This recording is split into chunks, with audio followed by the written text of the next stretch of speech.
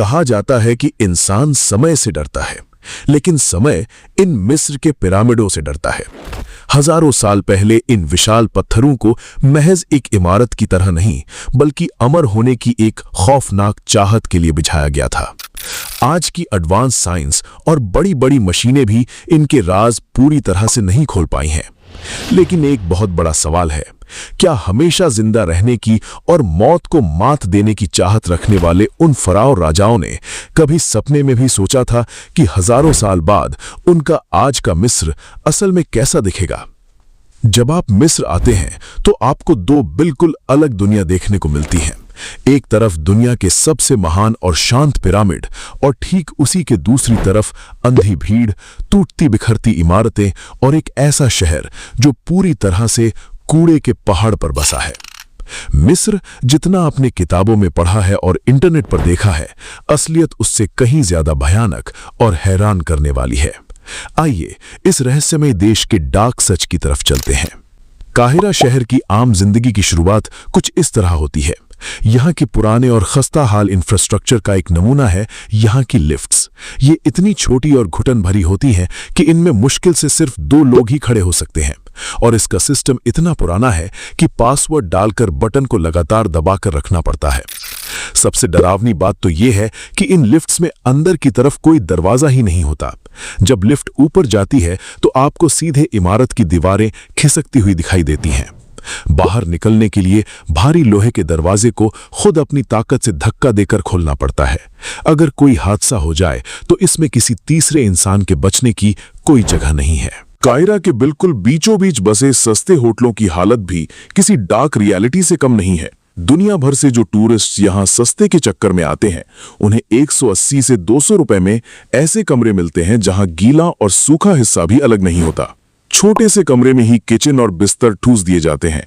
ये मिस्र की वो गरीबी है जो पिरामिड की चमक के पीछे छुप जाती है। काहिरा से गीजा शहर का सफर, ये वही जगह है जो पूरी दुनिया में सबसे ज्यादा मशहूर है, क्योंकि यहीं पर वो अजूबे मौजूद हैं जिन्हें हम पिरामिड कहते हैं।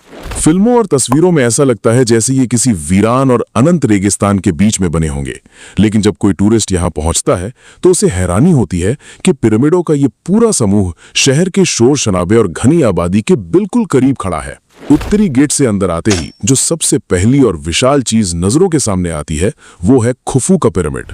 इंटरनेट पर दूर से ली गई तस्वीरों में ये बिल्कुल सफेद, चिकने और सपाट लगते हैं, लेकिन जब कोई इंसान असल में इसके करीब जाता है तो पता चलता है कि ये असल में एक के ऊपर एक रखी गई विशाल सीढ़ियों की तरह बने हैं, जिन्हें आप छूकर इतिहास को महसूस कर सकते हैं। जब आप इन पत्थरों को बिल्कुल पास से देखते हैं तब जाकर आपके रोंगटे खड़े होते हैं कि इनका आकार कितना भयानक रूप से बड़ा है।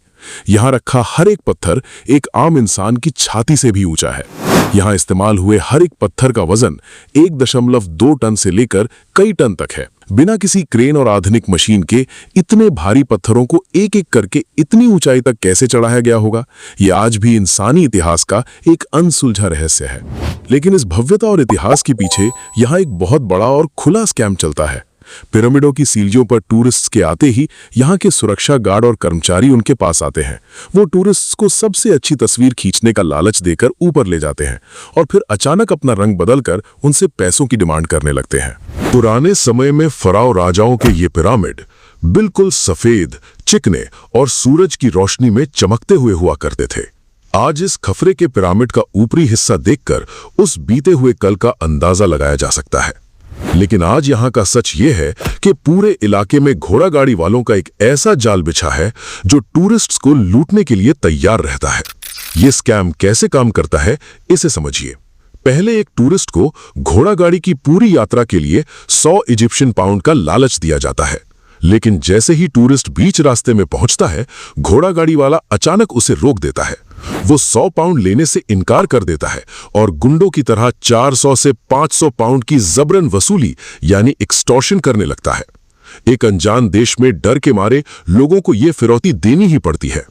इस पूरे इलाके में बीच वाला पिरामिड सबसे बड़ा नजर आता है, क्योंकि इसे जानबूझकर थोड़ी ऊंची जमीन पर बनाया गया था। लेकिन इन सब में खुफू का पिरामिड ही सबसे विशाल है। ये पिरामिड इंसानी इतिहास के शिखर का वो सबूत है जिसे आज तक कोई नहीं मिटा सका। और इसी के पास मौजूद है द ग्रेट स्फिंक्स। इसे पीछे की तरफ से देखने पर इसकी असल विशालता का एहसास होता है। सामने से देखने पर यह नजारा और भी अद्भुत लगता है। इसका रहस्यमयी चेहरा पीछे बने पिरामिड के साथ पूरी तरह से मेल खाता हुआ दिखाई देता है। अगर आप इसके चेहरे को ध्यान से देखें तो इसकी नाक का हिस्सा टूटा हुआ है, जो सदियों के युद्ध और अनजान हमलों का गवाह है। लेकिन फराओ राजाओं का रहस्य सिर्फ यहां तक सीमित नहीं है। इसके लिए हमें काहिरा के इजिप्शियन म्यूजियम की डार्क दुनिया में जाना होगा। साल 1902 में बनाए गए इस म्यूजियम में 1 लाख से भी ज्यादा पुरानी, कीमती और रहस्यमयी चीजें रखी गई हैं। लेकिन हैरानी की बात यह है कि इतनी बेशकीमती ऐतिहासिक चीजें कुछ को छोड़कर बस ऐसे ही खुले में बिना किसी सुरक्षा के रखी हुई हैं। टूरिस्ट्स ने अपने हाथों से छू छू कर इन प्राचीन मूर्तियों के पैरों को घिसकर चमका दिया है। ये मिस्र की इस अनमोल धरोहर के साथ एक बहुत बड़ा खिलवाड़ है। मिस्र के प्राचीन धर्म और कहानियों में मौत के बाद की जिंदगी पर सबसे ज्यादा जोर दिया गया है। यहाँ मौजूद ये मूर्ति मिस्र के देवता अनुबिस की है। ऐसा माना जाता है कि इंसान की मौत के बाद उसकी आत्मा को दूसरी दुनिया का रास्ता यही देवता दिखाते हैं और आत्मा का हिसाब किताब भी इन्हीं के पास होता है। लेकिन इस म्यूजियम का सबसे डरावना और रोंगटे खड़े कर देने वाला हिस्सा है इसका ममीज रूम। यहाँ इंसानी शरीरों को एक के ऊपर एक रैक की तरह किसी आम सामान की तरह लाइन से सजा कर रखा गया है। जब आप इन ममीज को करीब से देखते हैं तो दिल दहल जाता है। हजारों साल बीत जाने के बाद भी इन ममीज के बाल, इनके चेहरे के भाव और यहाँ तक कि इनके हाथों की उंगलियां भी बिल्कुल साफ तौर पर मौजूद हैं। मिस्र के लोग सिर्फ इंसानों की ही नहीं बल्कि जानवरों की भी ममी बनाते थे। ये कोई डरावनी फिल्म नहीं बल्कि एक भयानक सच्चाई है। यहाँ 3 से 4 मीटर लंबे मगरमच्छों की ममीज भी रखी गई हैं, जिनके खूंखार दांत आज हजारों साल बाद भी बिल्कुल वैसे ही मौजूद हैं। बिना एसी वाले इस म्यूजियम में इतिहास की वो खौफनाक चीजें दबी हैं जिन्हें समझना आम इंसान के बस की बात नहीं है। भले ही ये पूरा म्यूजियम किसी पुरानी और बिखरी हुई किराने की दुकान जैसा लगता हो, लेकिन यहाँ रखी गई यूनानी कला और मिट्टी की प्लेटों के बीच एक ऐसा खजाना मौजूद है जिसकी कीमत का अंदाजा दुनिया की कोई मशीन नहीं लगा सकती, और वो है तूतनखामुन का असली सोने का मुखौटा। प्राचीन मिस्र का ये म्यूजियम बहुत ही कम समय में इंसान के सामने मौत और जिंदगी के गहरे राज खोल देता है। इन रहस्यों से बाहर निकलकर जब बात काहिरा की सड़कों और यहाँ के आम खानपान की आती है तो एक टूरिस्ट के लिए ये एक अलग ही चुनौती है। यहाँ के लोकल रेस्टोरेंट्स का मेन्यू और भाषा समझना इंटरनेट और ट्रांसलेटर के लिए भी बहुत मुश्किल काम है।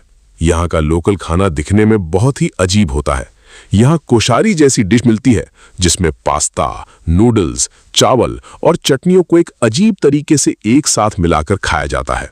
लेकिन मिस्र की अर्थव्यवस्था यानी इकोनॉमी का एक और हैरान करने वाला सच यहाँ की कीमतें हैं। 2 लोगों का भरपेट खाना, कोल्ड ड्रिंक, पानी और अलग अलग चटनियों का कुल बिल सिर्फ 83 इजिप्शियन पाउंड आता है। अगर इसे भारतीय रुपयों में बदलें तो ये महज 12 रुपए के बराबर है। इससे पता चलता है कि यहाँ की आम जिंदगी कितनी सस्ती और यहाँ की मुद्रा कितनी गिर चुकी है।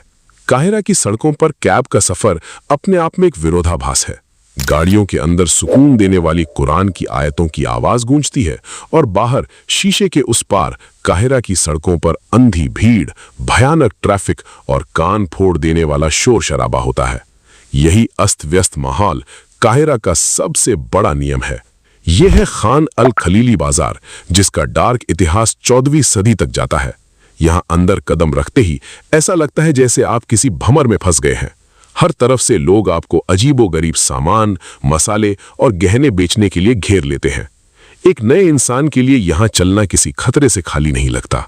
सड़कों पर पुराने तरीके से कोयले पर मक्का भुना जा रहा है और आसपास का माहौल ऐसा होता है कि कोई अजनबी अचानक क्या कर दे इसका अंदाजा लगाना नामुमकिन है।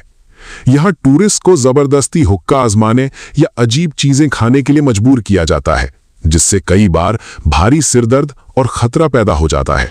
लेकिन ये शोर और अंधी भीड़ तो खान अल खलीली बाजार का सिर्फ एक दिखावा है।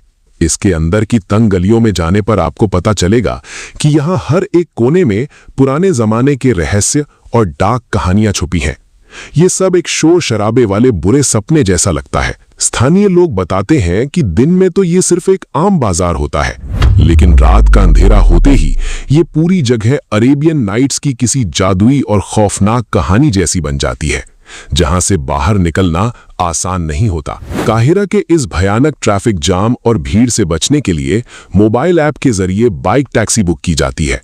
लेकिन काहिरा की सड़कों पर बाइक का ये सफर कमजोर दिल वालों के लिए नहीं है। यहाँ सड़कों पर कोई नियम नहीं है। रगड़ खाते हुए मौत को चकमा देकर निकलना यहाँ के बाइकर्स के लिए एक आम बात है।